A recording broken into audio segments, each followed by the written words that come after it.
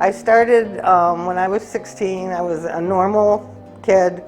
I was in honor society. I ran sports, but I always felt like depressed, like I was different than other people. And I was very depressed and very suicidal, but I never knew why. I went away to college and I started drinking, and I found that made me feel better and eased the symptoms a little bit. But by the time I was a senior in college, they had stopped working for me, and I had gotten very suicidal. And I had talked to one of my professors, and she had me committed to a mental hospital in Erie, Pennsylvania, and I stayed there 30 days.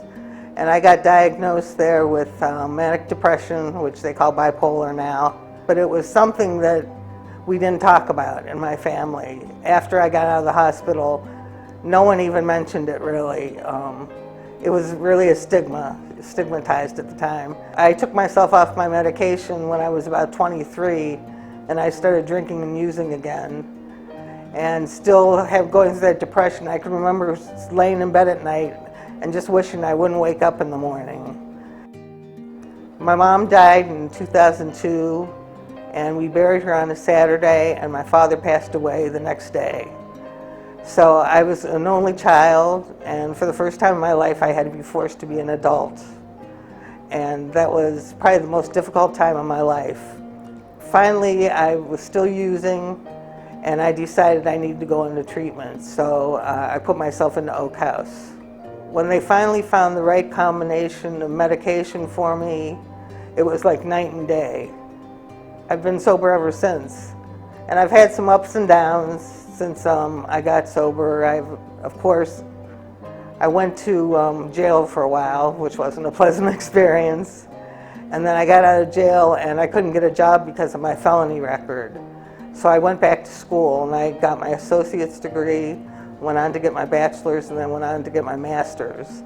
And what had happened is I was living off my financial aid, and when it ran out in March of 2013, I had no way to pay any of my bills, so I became homeless.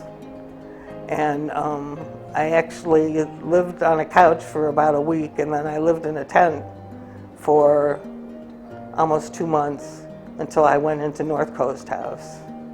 And in North Coast House, I got hooked up with extended housing, and I was fortunate enough to get this apartment here, and I absolutely love it here. McKinley Grove, I love. It's like a neighborhood. I know everybody that lives here, and it's very safe. I feel very safe here. The staff is wonderful. Anytime you need to talk, they're always there. The security features of the building make me feel very safe. Of course, the apartment's lovely. This is the best apartment I've ever lived in. And I love McKinley Grove. It's the best thing that's ever happened to me.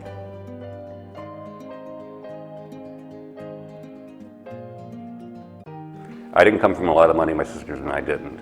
So we had to work on academics really hard, and I got basically an art scholarship plus academics.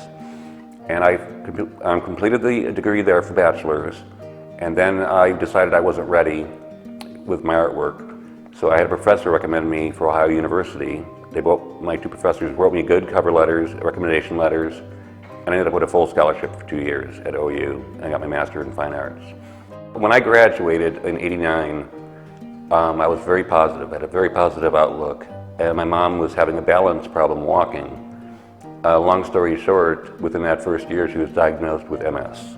And that's where the depression started to kick in. I would get let go from jobs because I wasn't focusing. I'd run late for work and I'm always on time. I'd try to make up the time and I'd fall behind on projects, and I would just blame the employer, and even though deep down I knew it was something inside of me that was totally wrong. I would be homeless after losing jobs, and a friend would take me in after a couple months in a shelter. And the longest was in 2011. I lived in Illinois, and I had a bus ticket to come back to Cleveland, but my sister wouldn't take me in, my friends wouldn't take me in, and I was stuck at a shelter for a year until a friend of mine from high school offered to let me live with her for a few months, and that's how I came back to Ohio. And it turned out she had a mental problem too. She was bipolar. and her mood swings were just too severe for me. And I ended up having a cousin in Lake County saying, if that's too much for you, come stay with me. But he had his own set of problems. And he threw me out after a month. And then here I am in Lake County not knowing anybody but my cousin. And I ended up staying at Project Hope for 3 months. And through that I met the people from Extended Housing. I went to the North Coast House. And I realized I had a support system in Lake County where I didn't have it in my own hometown. And that gave me a lot of hope for myself. Because if basically strangers are going to help me, they must care enough and see something in me I didn't see for years.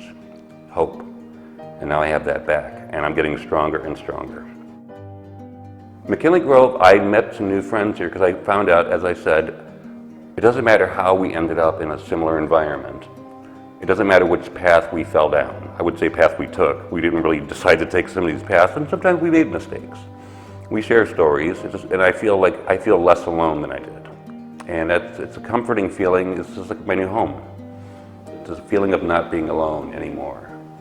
It's probably the most important thing and a strength they give me. Now that I feel a lot better than I did 10 years ago, I don't want to make the mistake of falling back into depression by trying too hard too quick, get some success, and then am not equipped to deal with it, and then fall backwards. It's a very tentative thing, but every day I feel a little stronger. And every day I do more volunteer work, and every day I'll relate to people better. I am back to who I should have been in the first place. I'm back to who I was. And I miss that person, but he's coming back.